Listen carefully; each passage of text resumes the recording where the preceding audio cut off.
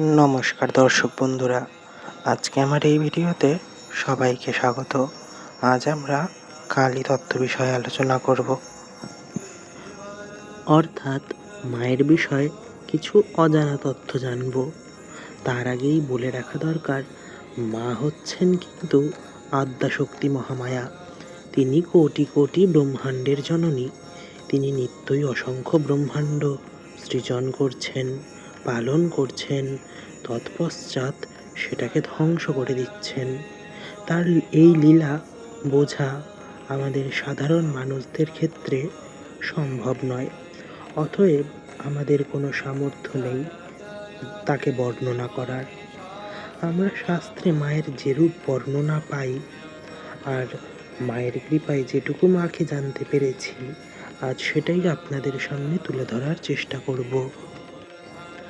আমি সম্পূর্ণ ভিডিওর জন্য কিছু প্রশ্ন সংগ্রহ করেছি, যেমন মায়ের গাত্রবর্ণ কালো কেন, মায়ের গায়ে বস্ত্র নেই কেন, মা শিবের উপর দণ্ডায়মান কেন, মা মুক্তকেশী কেন, জিভ বার করে রেখেছেন কেন, মা মুন্ডমালা ধারণ করেছেন কেন, মায়ের চতুর্হস্তে খড়গমুণ্ড এবং বরাভয় মুদ্রা থাকার কারণ কি।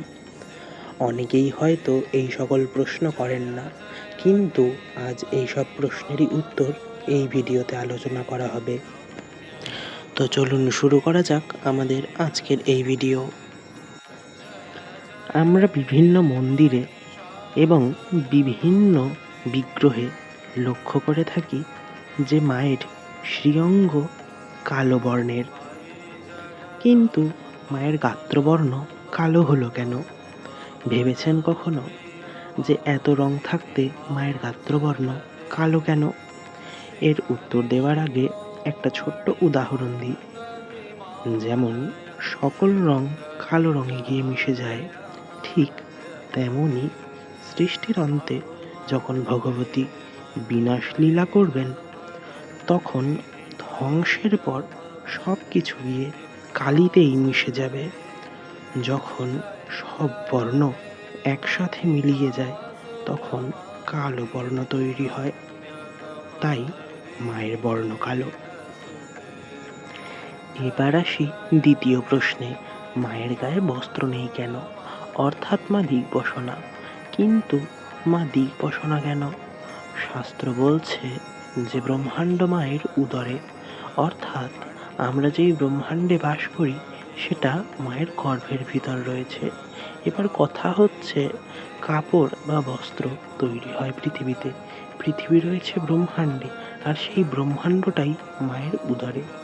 তাহলে আমরা যেই কাপড়ই তৈরি করি না কেন সেটা মায়ের থেকে ছোট। অতএব সেই ছোট কাপড় দিয়ে তো আমরা মাকে আর ঢাকতে পারবো না। সামান্য আকাশটাকেই আমাদের ঢাকা দেবার সামর্থ্য নেই, তাহলে আমরা সেই অনন্ত কোটি ব্রহ্মাণ্ড জননীকে ঢাকবো কিভাবে? ঠিক এই কারণেই মা আমাদের দিগ্বসনা। তৃতীয় প্রশ্ন হচ্ছে, মা শিবের ওপর দণ্ডায়মান কেন? মা নিজের স্বামীর উপরেই দাঁড়িয়ে, কিন্তু কেন? তন্ত্রশাস্ত্রে সেই শিবটিকে বলা হয়েছে সবরূপ শিব। তালিবে স ব সব, অর্থাৎ মরা। কিন্তু শিব কেন মরে পড়ে রয়েছেন মায়ের পদতলে?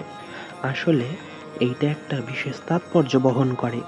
সেটা হচ্ছে, যেরূপ একটা সব কামনা বাসনা শূন্য, তার কোনো চাওয়া পাওয়া থাকে না, কোনো ইচ্ছা অনিচ্ছা থাকে না, ঠিক সেরূপ সাধককেও কামনা বাসনা নির্লিপ্ত হতে হবে।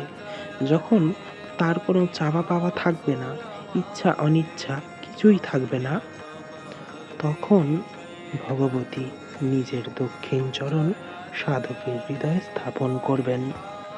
যখন সাধক সেই শববৎ হতে পারবে, মা তখনই তার হৃদয়ে অধিষ্ঠান করবেন। ঠিক এত সুন্দর একটা তাৎপর্য বহন করে মায়ের পদতলে থাকা সবরূপ শিব। এবার আসি চতুর্থ প্রশ্নে, মা এলোকেশী কেন? আমরা লক্ষ্য করলে দেখতে পারবো মায়ের কেশরাশি কিন্তু মুক্ত, যদি মা সামনে দাঁড়ান তাহলে মায়ের কেশবিন্যাস দ্বারা সমস্ত কিছু ঢেকে যাবে। অর্থাৎ এর তাৎপর্য হচ্ছে মায়ের পরে আর কিছুই নেই, মায়ের পরে সব অন্ধকার, মাই শেষ কথা। পঞ্চম প্রশ্ন হচ্ছে, মা মুন্ডমালা ধারণ করেন কেন? জানেন কি এই মুন্ডমালার পিছনে একটা গূঢ় তাৎপর্য লুকিয়ে আছে? সাধক রামপ্রসাদ সেন বলেছিলেন, কালী 50 বর্ণময়ী, বর্ণে বর্ণে রূপ ধরে। তন্ত্রের প্রতিটা বর্ণেই মায়ের প্রকাশ।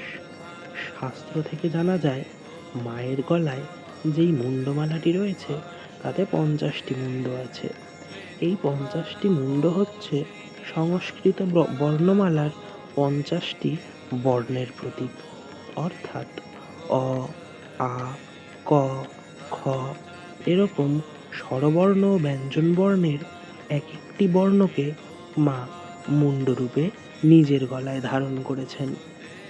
এই বিষয় থেকে আমরা যা শিক্ষা পেলাম তা হচ্ছে, আমরা মা ছাড়া হয়তো কথাও বলতে পারবো না, কারণ আমরা যেই বর্ণগুলো সাজিয়ে বাক্য বানাই এবং যেই বাক্যর দ্বারা আমরা কথা বলি, সেই বর্ণগুলো, সেই বাক্যগুলো মা ছাড়া অসম্পূর্ণ। কারণ মা সেই বর্ণগুলো নিজের গলায় ধারণ করেছেন, সেই বর্ণগুলো মায়ের গলায় শোভা পাচ্ছে। বর্ণগুলো সমস্ত মাতৃকাময়, তাই আমরা কথা বলতে গেলেও আমাদের মায়ের সাহায্য প্রয়োজন। আচ্ছা, এর পরের প্রশ্ন হচ্ছে, মা জিভ বার করে রেখেছেন কেন? আদেও কি কোনো কারণ আছে এর পিছনে? হ্যাঁ, নিশ্চয়ই আছে।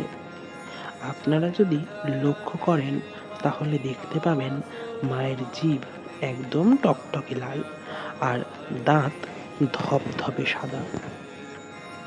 মা নিজের সেই সুন্দর সাদা দাঁতের দ্বারা সেই টকটকে লাল জিভ কামড়ে ধরে রেখেছেন। সাদা রং হচ্ছে শতগুণের প্রতীক আর লাল রং হচ্ছে রজগুণের প্রতীক।